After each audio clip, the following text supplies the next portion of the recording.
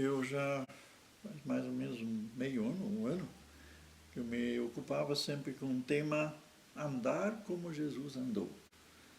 Então, se nós buscamos um exemplo, alguém que nós queremos copiar ou imitar, então é Jesus.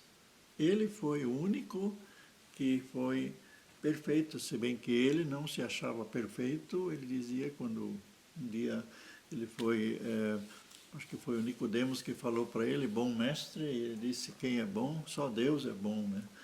Mas mesmo assim, Jesus, a Bíblia diz que ele foi sem pecado e não tiveram nada de condenar ele, a não ser que ele, diante dos judeus, ele se dizia filho de Deus, né?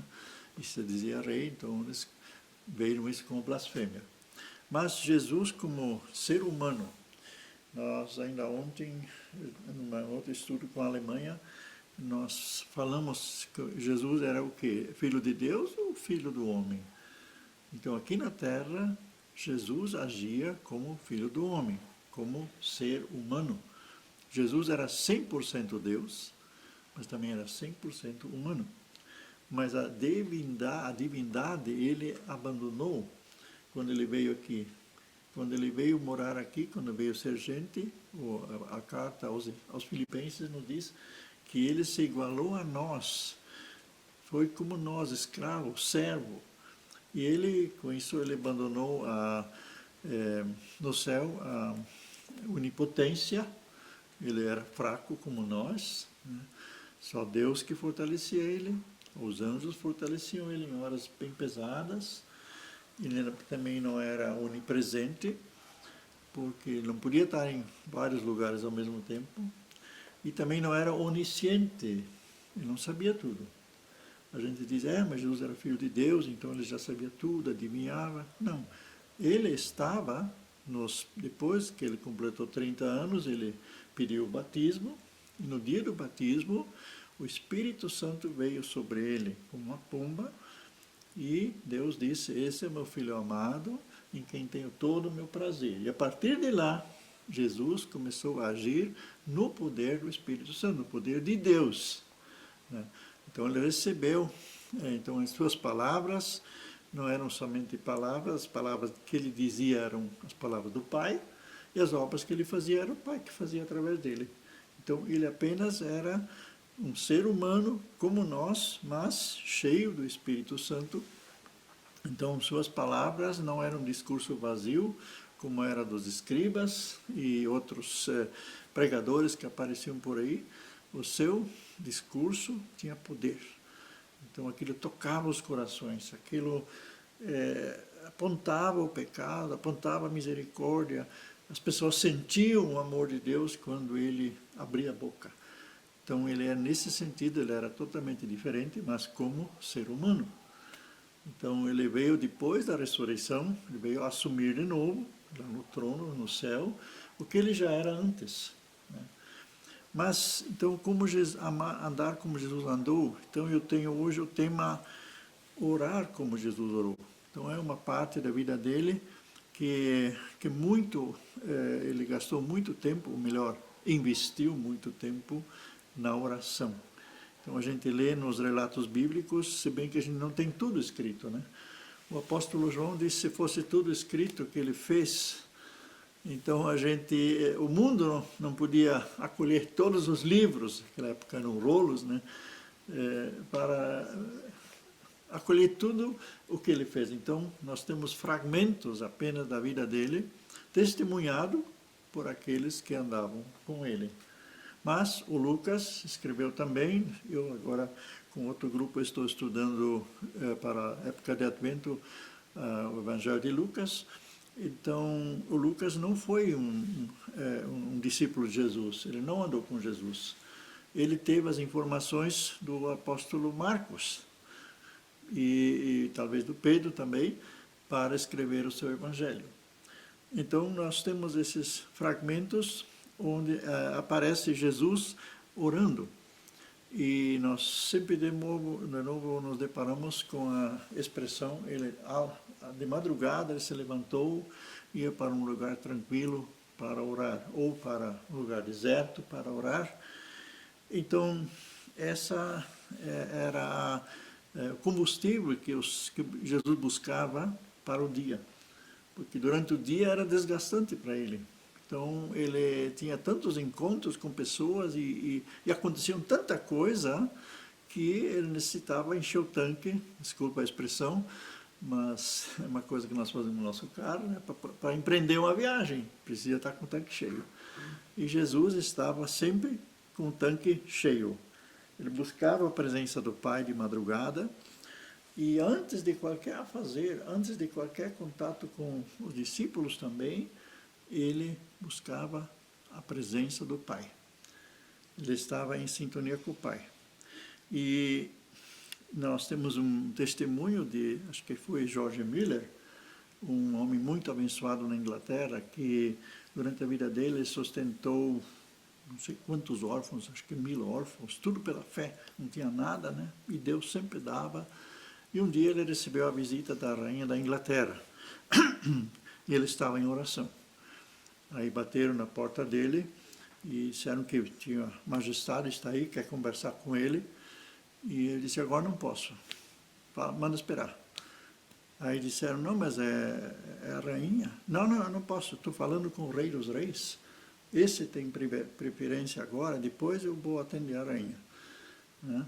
Então, a maior autoridade do estado do país dele, ele não atendeu porque ele estava conversando com a maior autoridade, que era o rei dos reis. Então, ele nem se deixava incomodar e desviar daquilo que ele estava fazendo. Então, esse é um ponto na vida de Jesus, prioridade para o Pai, prioridade para Deus.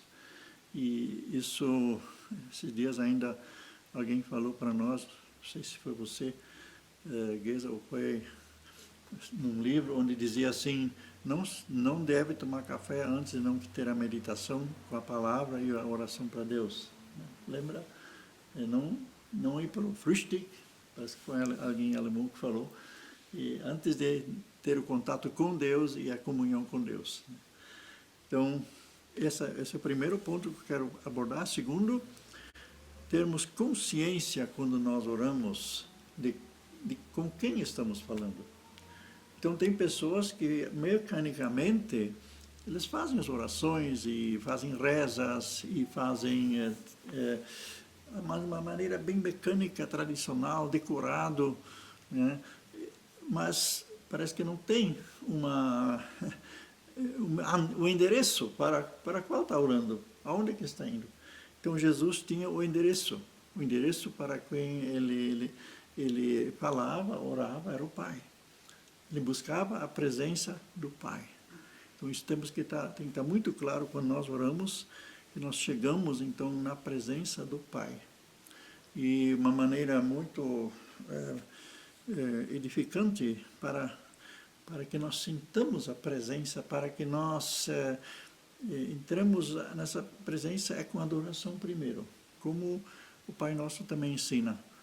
Pai Nosso que estás nos céus, santificado seja o teu nome. Então, Jesus quando orava não vinha com um montão de problema empurrando na frente primeiro, né? Mas ele vinha buscando adoração, buscando a presença do Pai. E nós sabemos o que isso significa. Quem era o Pai? O Pai era a referência de quem tem tudo, que não nega nada. Ter essa consciência, eu estou diante do Pai que me conhece, que sabe sobre tudo da minha vida, e Ele é benigno, Ele é bondoso, Ele é paciente, eu posso chegar sempre de novo, inclusive, como dizem em alemão, posso vir de novo com a mesma culpa, você não perdeu ainda a paciência comigo? Sim, eu posso vir de novo, o Pai tem paciência comigo, Ele me perdoa outra vez. Então, essa sintonia, quando estamos orando, de nos concentrarmos no Pai, porque o Pai é dono de tudo. Então, nós temos visto em algumas vivências cristãs, onde a gente também a gente teve, a gente só orava ao Senhor Jesus. E tá certo, o Senhor Jesus é um da Trindade, né? Ainda aqui na missão, eles, quando saúdam as pessoas, ou despedem as pessoas, eles dizem em nome daquele que é Pai, Filho e Espírito Santo, né? Então, o Deus é triuno, mas também cada um tem a sua função. E eu estou aprendendo, nos últimos 25 anos do meu ministério, eu fui guiado por um livro, inclusive eu quis dar esse livro de presente, eu não achei mais, de Ricardo Barbosa, A Espiritualidade de Jesus, era o tema do livro, onde ele explica de onde Jesus tinha essa reserva tudo, como é que Jesus conseguia fazer tudo, e da maneira como fez. Isso era a espiritualidade que ele tinha como Pai. Então, pessoas que foram educadas assim na lei, na rigidez, eles têm pouca afinidade com o Pai. É mais o senhorio, é mais você tem que fazer, você não deve fazer, você não pode fazer. A gente passou por isso também. Mas daí, quando nós descobrimos quem é o Pai, aí a coisa muda, né? Aí você se sente mais livre, você se sente mais familiar, porque é Pai, né? Então, Jesus tinha essa consciência que estava falando com o Pai. Terceiro ponto, Jesus não falava a partir do problema, mas a partir da solução. Então, muitas das nossas orações, elas giram em torno do problema, mas não da solução do problema. Se nós vemos que Jesus morreu só uma vez, como diz a Bíblia, pelos pecados, mas morreu também uma vez levando nossas culpas, levando o nosso castigo, mas também levando as nossas enfermidades e nossas dores, e toda a obra de Satanás, Jesus, lá na cruz, destruiu. Então, ele fez isso uma vez e ele disse, está consumado. Então, não vai morrer de novo para cumprir promessas. Em Jesus se cumprem todas as promessas. Então, Jesus orava a partir da solução, vendo já como seria o problema resolvido. E nesse sentido, ele falava, levanta-te, caminha, pega teu colchão, vai para casa, né? Ele já via, quando ele falava, quando ele, na verdade, nem orava, ele determinava, né? Levanta-te, vai para casa, pega teu colchão. Então, as pessoas, com esse comando, com essa voz de comando, as pessoas se moviam e as coisas aconteciam. Então, ele já profetizava, ou melhor, ele determinava aquilo que já está feito há 2000 anos atrás e era feito na hora que ele tinha contato com a pessoa. Ou a tua fé te salvou. Então, ele aquela mulher do fluxo de sangue, né? Que ele sentiu que saiu o poder dele quando ela tocou as suas vestes. Aí ela depois, quando ela então confessou que ela tinha tocado as vestes, que tinha dito que ia buscar Jesus, ia tocar as suas vestes e ficaria curada, ela veio com essa fé, e aí Jesus disse para ela, a tua fé te salvou. Não foi nem Jesus dizendo alguma coisa, não foi nem alguém orando por ela, né? Ela tocou simplesmente com fé as vestes de Jesus. Então, nesse caso, Jesus, ele via já as orações respondidas. Então, nós gastamos, às vezes, muita força, muita energia, ou melhor, nós nos inteiramos no problema e não vemos mais a solução, não vemos mais a promessa. Tudo gira em torno do problema e não gira em torno da solução, em torno daquilo que Deus já fez por nós, que está lá pronto para buscar.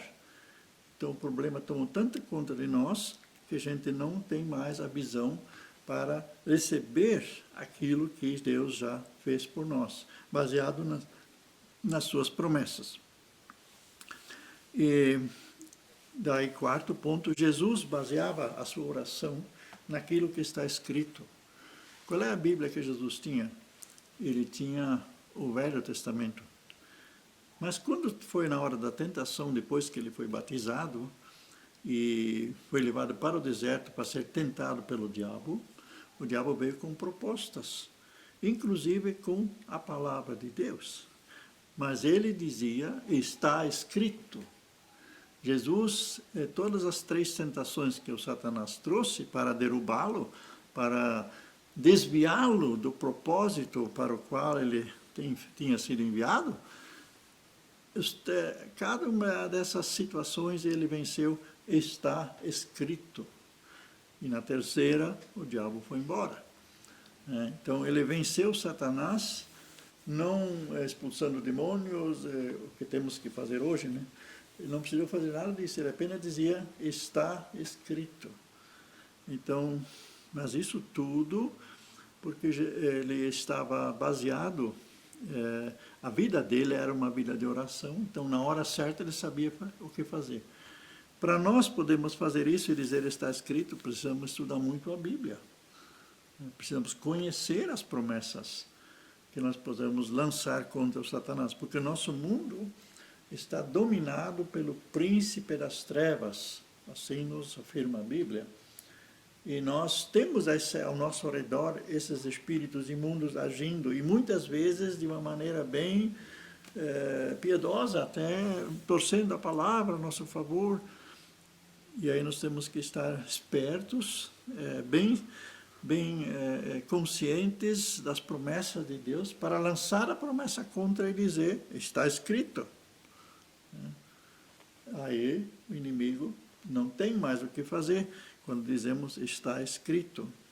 Então eu pessoalmente uso muito 2 palavras bíblicas, 1 João 4,4, onde diz, aquele que está em mim é maior do que aquele que está no mundo.